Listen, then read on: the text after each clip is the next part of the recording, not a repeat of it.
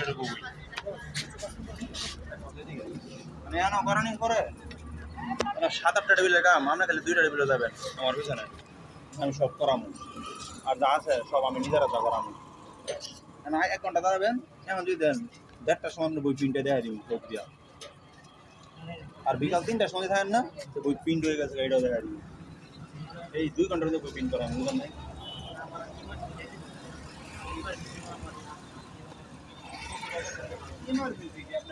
আপনি সকাল 9টা-8টার সময় দেন বিকালে বানি